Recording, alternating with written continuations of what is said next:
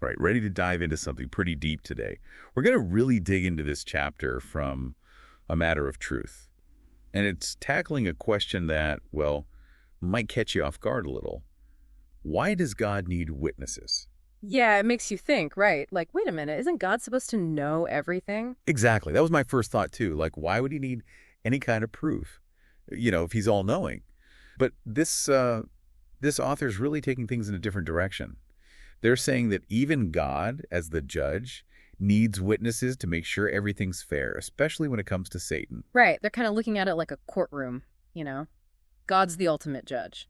Okay, so it's like a cosmic courtroom drama. That's a pretty interesting way to think about it. Yeah. But I'm still kind of stuck on the whole, why does God need this legal process? If he already knows everything, why bother? That's the big question, and the author gets right into that. They say, remember, Satan's the master of deception, right? So he's been spreading these lies about God, accusing him of creating evil. Basically, it's like he's putting God's character on trial. So it's not just about proving what really happened. It's about defending God's reputation, too. Exactly. It's like if there are accusations out there, even against God, there needs to be a fair process to address them. You can't just ignore it.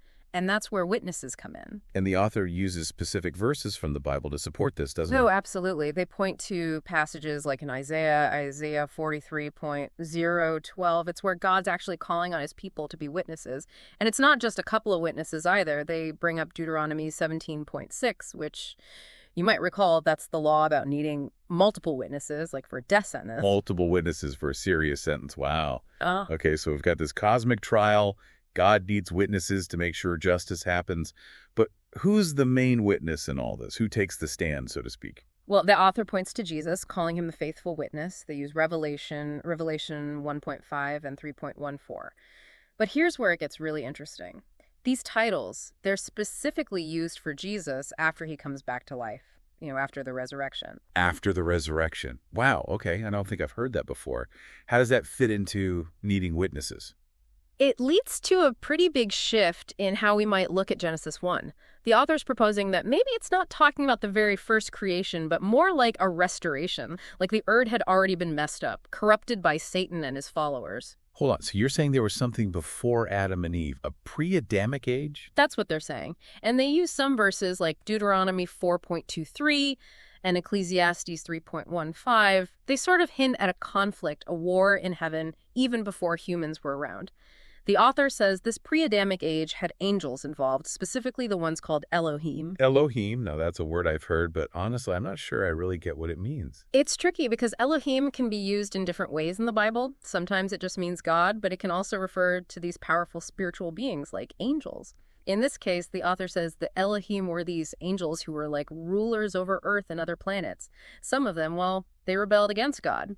Hence that whole ancient conflict we were talking about. Wow, so it's not just about Satan. There were other angels involved in this whole rebellion thing. That's right.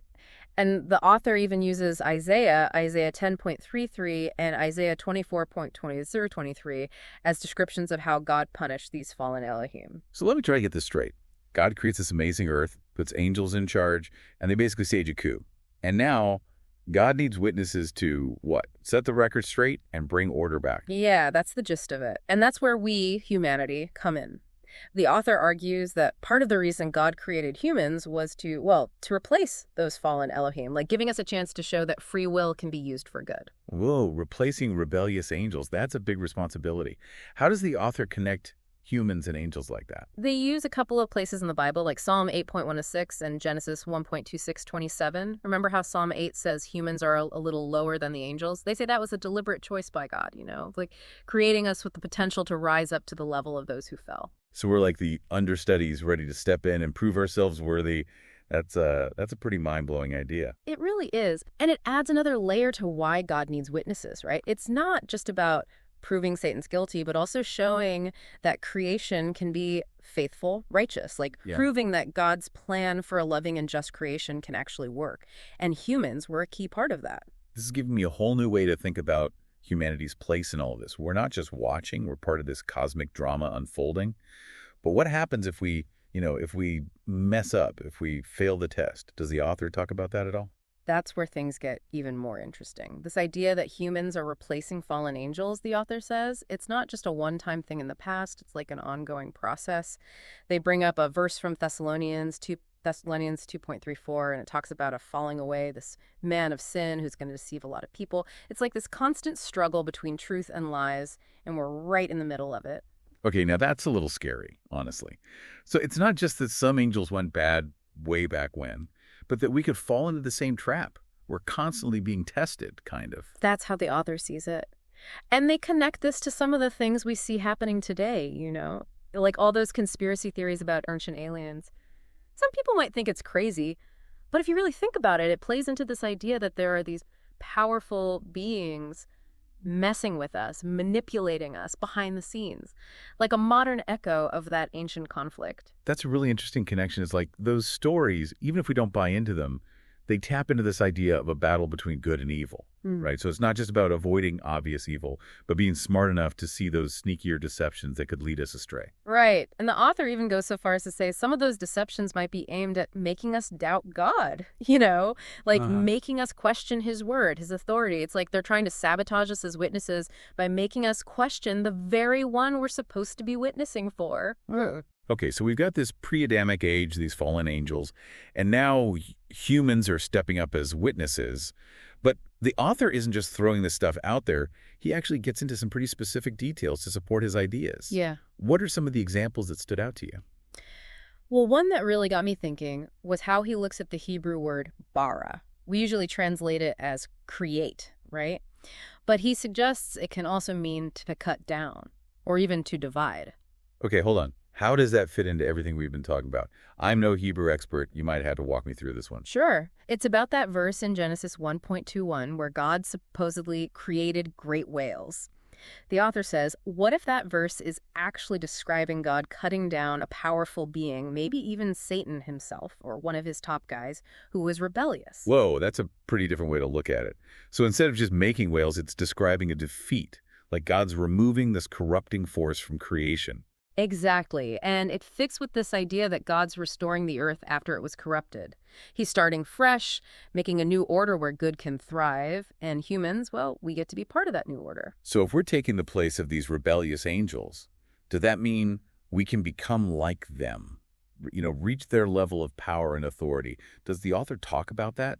It's definitely something he wrestles with. He brings up Psalm 8 again, where it talks about humans being crowned with glory and honor, having dominion over creation. It's almost like we're given this authority that reflects our potential, you know, being made in God's image. It's like we're given this amazing opportunity, but also a huge responsibility to use it wisely, to not make the same mistakes as those who messed up before us. Precisely.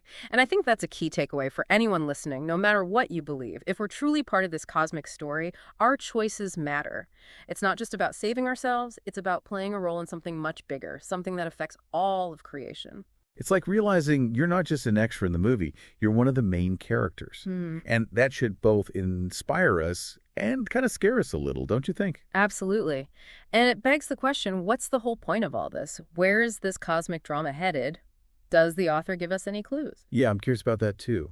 What does he see as the end goal, the big finale? Well, he emphasizes that God wants to get rid of evil, injustice, for good. To have a creation where righteousness wins, where his glory is on full display. It's not just about punishing the bad guys. It's about redeeming creation, bringing it back to what it was supposed to be, even going beyond that. So this cosmic trial isn't just about settling scores. It's about something way bigger, reaching this level of justice and righteousness that we can't even imagine. That's exactly what he seems to be saying. And we, as witnesses, we're not just watching from the sidelines. We're active participants in that process. Our faithfulness, our commitment to truth, it actually contributes to good winning over evil in the end. Wow. That's a powerful thought. It's like our lives, our everyday choices, they're all part of this huge tapestry of redemption. We're not just living our own little stories. We're part of a much bigger narrative, a story that's still being written. It is. And it connects back to that idea of replacing fallen angels, right? It's not just about filling a spot. It's about being something different, something better, reflecting God's character in a way that those who rebelled against him couldn't. So it's not just about power and authority. It's about character, about showing God's love, justice, mercy in everything we do. That's a pretty tall order. But it's also amazing to think that we have a role to play in this whole cosmic restoration. Exactly. And that's what makes this whole discussion so much more than just thinking about ideas, right? It challenges us to look at our own lives, to see our choices, our actions as part of this bigger cosmic drama.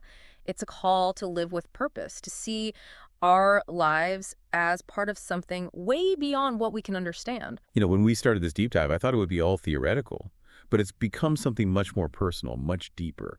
It's like we've gotten a peek behind the curtain, and now we can't help but see the world and our place in it in a whole new light. That's the power of really wrestling with these big questions, isn't it? It's not just about finding answers. It's about broadening our perspective, challenging what we think we know, and maybe even getting a glimpse of something truly awe-inspiring. Speaking of awe-inspiring, we've talked about God needing witnesses, Jesus' role, the pre-Adamic age, even humans potentially replacing fallen angels. What does the author see as the ultimate takeaway from all of this? Where does this understanding lead us? That's a great question. And I think he would say it leads us to a deeper understanding of our own potential and maybe an even bigger sense of responsibility. Okay, I can see that. But what does that mean practically? What does it look like to actually embrace that potential and responsibility in our everyday lives? How do we move beyond just knowing about this cosmic drama to actually participating in it in a real way? That's the big question, right? It's easy to talk about these big ideas, but how do we actually, live them? What does it even mean to be a witness in this whole cosmic thing, like practically in our everyday lives? Yeah, that's what I'm wondering too. It's one thing to understand it all, but how do we actually put it into practice? Well, I think it starts with realizing that it's not all about us, It's about trying to align ourselves with what God wants, seeking his guidance, letting him work through us. It's about reflecting his character in a world that, well, often seems kind of lost. So it's more than just like going to church or praying. Yeah. It's about showing God's love, his justice, his mercy in how we treat other people, the choices we make, how we work, our relationships, all of it. Exactly. It's like realizing that every moment, every interaction, it's a chance to be a witness, to shine a light in the darkness, to offer hope, healing in a world that really needs it. It's like we're ambassadors, right? Representing a whole different kingdom, a different way of being. But that can feel pretty overwhelming, honestly. How do we even begin to live up to something like that? Yeah, I don't think it's about being perfect or having it all figured out. It's about those small steps, those daily choices that reflect God's heart, Being kind, forgiving, just merciful, even when it's tough, even when we don't want to be. So it's about those little acts of love and kindness, like when we choose to put others first, or speak up for what's right, offer help, forgive someone who's hurt us. Those things might seem small, but maybe that's how we're part of this cosmic drama. One little act of faithfulness at a time. I think you're right on. It's like each act of kindness, each time we're brave, each time we choose truth, it's like adding a little piece to this huge picture of redemption. By itself, it might not look like much, but when you see the whole thing, it's amazing. Like a mosaic, isn't it? Yeah. Each piece is tiny, doesn't seem that important, but when you put them all together, it's beautiful. Something much bigger than all the little pieces. Exactly. And that's what makes this whole being a witness thing so powerful. We might feel small, like we don't matter much, but we're part of something huge, something incredible. And even our smallest efforts, when we're faithful, they make a difference. That's encouraging. It reminds me that we don't have to know everything. We don't have to be perfect. We just have to be willing to take those small steps, be faithful in the little things, and trust that God will use them. And I think that's something everyone can relate to no matter what their background is, what they believe. We all have the potential to do good, to make a difference in the world. It's about seeing that potential in ourselves and choosing to live it out. This deep dive, wow, it's been a lot. Yeah. So much information, so many insights. We've gone through ancient scriptures, these mind-blowing ideas, pre-Adamic age, why God needs witnesses, even humanity's potential to be like taking the place of angels. It's a lot to take in. Yeah, and hopefully it's made you curious, made you want to explore these ideas more, and maybe even renew that commitment to playing your part in this whole cosmic drama, Because we all have a part. To everyone listening, I hope this deep dive has really gotten you thinking. And remember, it's not just about listening and learning. It's about taking what we've talked about and actually applying it to our lives, letting it change our choices, our actions, and, even our destinies. Keep searching for truth, keep asking those questions, and keep looking for those chances to be a witness, to make a difference, to leave the world better than you found it, because that's what it's all about in the end. Until next time, keep diving deep.